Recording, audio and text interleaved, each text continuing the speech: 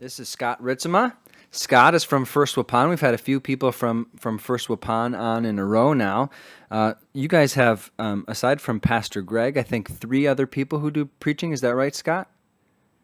We had Al on. Yeah. And Greg. Yeah, Oh, we had Greg too. Yeah. And Yep, myself, Greg, and Al are the Yep. 3 that are from our church that all have a license to exhort. which is just such a luxury for First Waupun. You're a first timer on the program, so I always have first timers introduce themselves and share a little bit about who they are and what they do in the classes. Yeah, so my name is Scott Ritzema. I've been married to my wife for 22 years. She actually is the English teacher over at Central Wisconsin Christian in Waupun and has been doing that for 23 years. And so we have 3 daughters, Elise, who's a senior this year, Casti, who's a junior, and then Tirza, who is in 7th grade. And so my role within the classes is that I have a license to exhort. And my journey on getting that license to exhort is my full-time job is the ministry director of Badgerland Youth for Christ. And so I got invited to do ministry updates and stuff like that about our ministry. And then I served as an elder at our church for about 6 years. And about at the same time, I had churches that started looking for more than just a ministry report, but they actually were looking for me to do a service and actually give a sermon. And so I did that for a number of years. And then after my eldership was done, I really felt like I wanted to continue. And so I went before Classis and got my license to exhort. And I think it's 3 or 4 years that I've had my license now. I just had to fill out my renewal paperwork just a couple of days ago. Yeah, and I remember, and this was before your license to exhort, even back when we were doing the Fort Wilderness thing, that you came as a speaker. And if I remember correctly, we were talking about outreach and just kind of how love for God kind of spurs you on to just share that message with people. And I just thought it was awesome. So happy to have you aboard as a license to exhort guy. Yeah, no, and I've enjoyed it. I've enjoyed being at different churches. It's one of those cool things that you just get to meet so many different people. Yeah, it's cool. And I love that it wasn't necessarily something that I sought out. It was just something that just kind of fit and fell into my lap. Yeah. And I've enjoyed doing that. And there's been a number of churches, even now there's some churches that are without a pastor. And so it's nice to be able to come alongside of them and be able to help minister to them and to have different perspectives and just be able to one of the nice things is that I'm always able to share what Youth for Christ is about. Some people don't necessarily know what Youth for Christ is about or what we're doing in the area. And so I always try to include some sort of ministry report with my messages. And then there's a lot of examples from my sermons too that include some of the ministry that I've done for close to 2 decades with Youth for Christ as well. Yeah. And to be honest, I'm not terribly familiar with what Youth for Christ does. You mind sharing a little bit about what Youth for Christ does in the state and what your role with that is? Yeah, so Youth for Christ was actually started in the 40s by a young man. I don't know if you've heard of him at all. His name was Billy Graham. And so he actually was our first full-time staff person with Youth for Christ. And they did a lot of youth rallies and stuff like that. And it's grown. We're an international organization. And there's about 160 chapters across the nation, and we're in probably, I think, 60 different nations across the world. And our focus is 11 to 19-year-olds, but like we want to go where they are.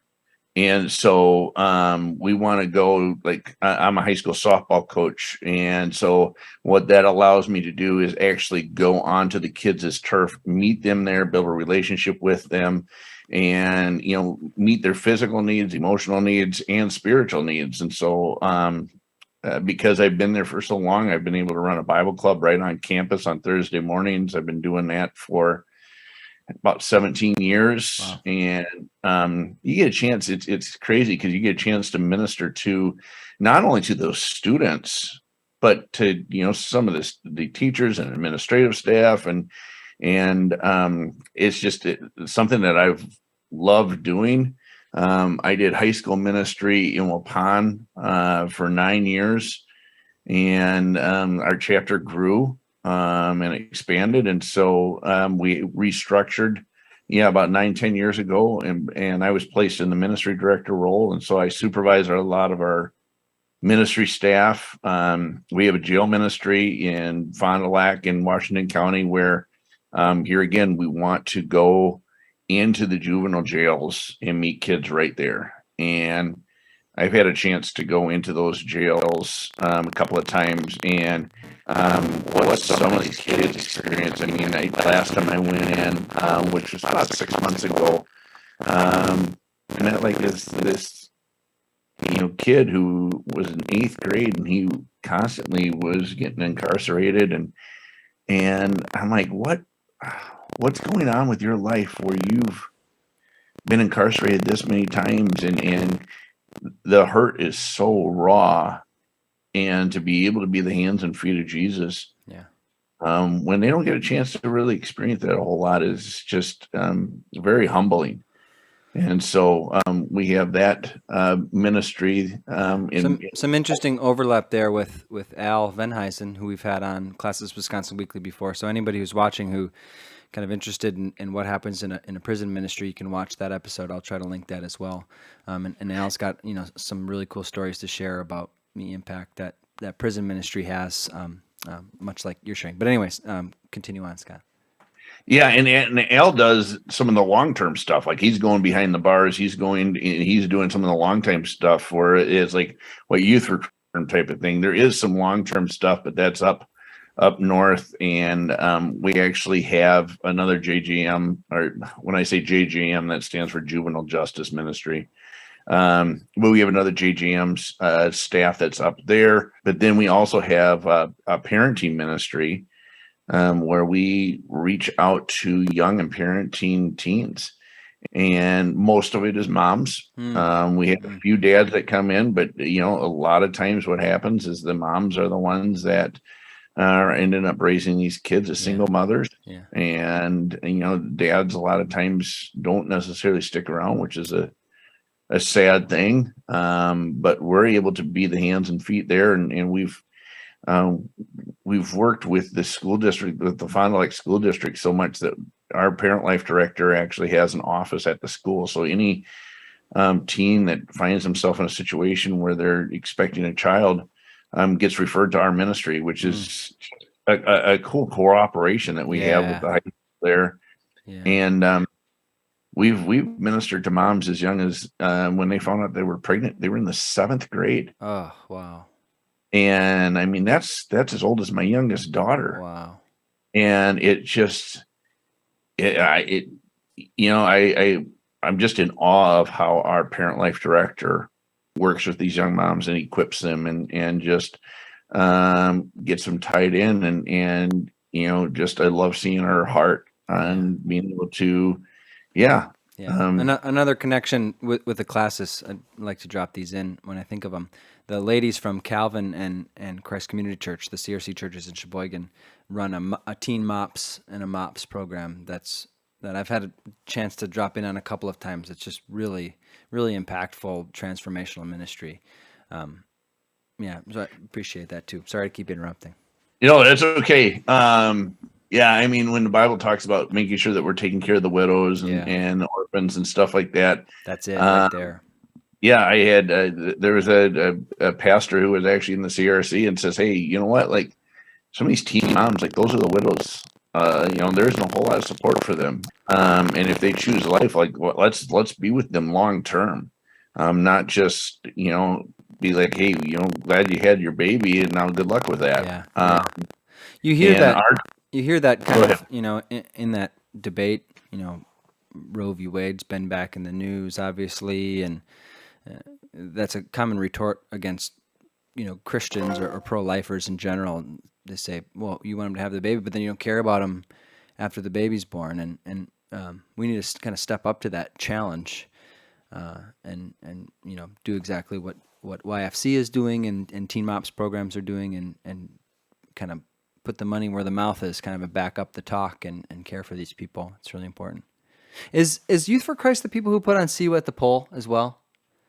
No, so See You at the Pole is that's a separate organization, but like I help do a See You at the Pole. Yeah, because we've got some YFC guys in the area, and like they are real involved when we do the See You at the Pole stuff every year. Yeah, and one of the cool things about See You at the Pole is that like we had, the high school that I minister at has got 300 kids. Huh.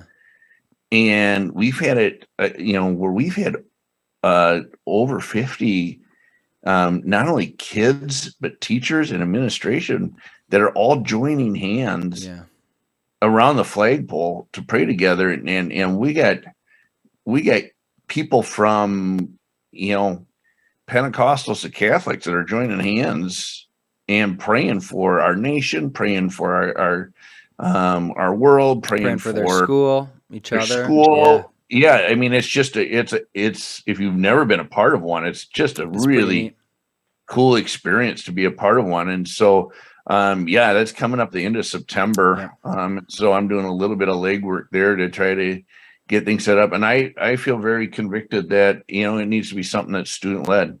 So I'll give some instructions, but it'd be like, okay, who's, I want a kid to stand up and say, hey, we're going to lead this. Yeah. We run it the same way in Oostburg, student led. Yep. And we meet with them and tell them, here's what we've done in years past. What do you want to keep? What do you want to trash? And so they're not totally on their own, but yeah. Yeah. And so, I mean, it's just a cool experience. But then, that's neat. Yeah, we have, also with our ministry, we have what we call our campus life ministry. And then we're going into the high schools, meeting, building relationships with kids. And then we actually have, Badgerland Youth for Christ, which is the name of our chapter. Yep. We actually have like a facility in Fond du Lac, a facility in Waupun here, and then a facility in Beaver Dam. And so we have a campus life ministry in all three of those sites that we're running. We actually have 2 open positions right now for those positions for high school ministry. And so I don't know if anyone wants to apply, but they can reach out to me, and that's part of my job, is trying to find ministry people who have, who want to. And it's not necessarily the easiest job, but it can certainly be it certainly can be a rewarding job.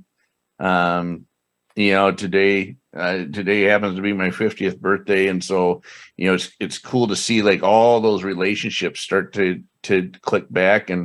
And right before I got on here, I had some former kids that were messaging me, and kids who didn't have a relationship with Christ, probably still don't have a real strong relationship with Christ, and wishing you happy birthday, wishing me happy birthday. But cool. Then like, one of them was messaging me, and he's got 2 different kids. I don't think he's married.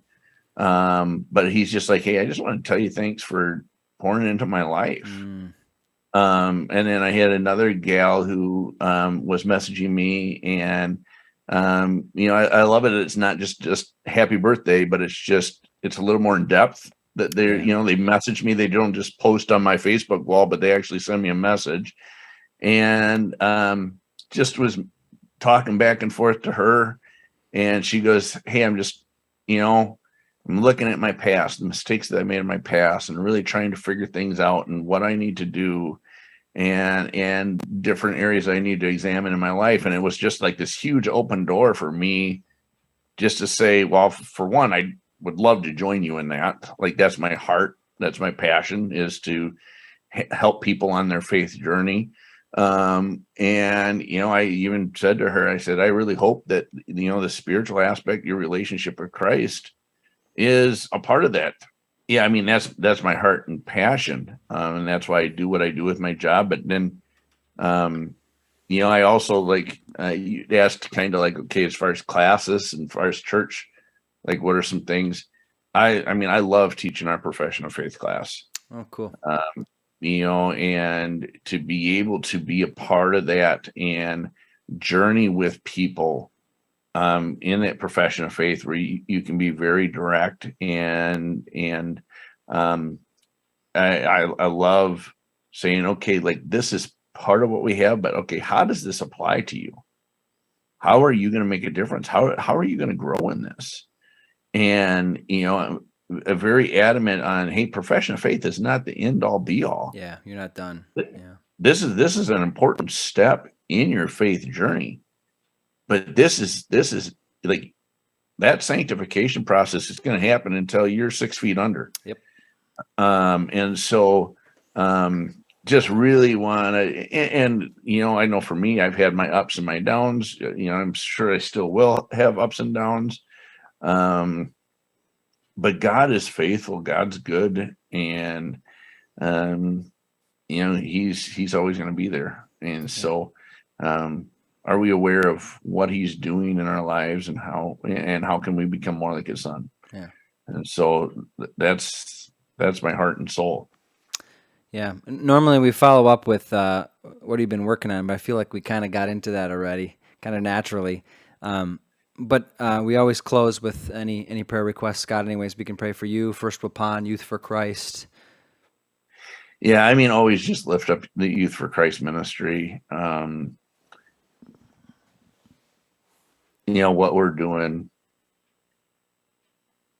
is frontline stuff, and it can be really hard at times. I had a chance to help with a couple of different camps at Youth for Christ, and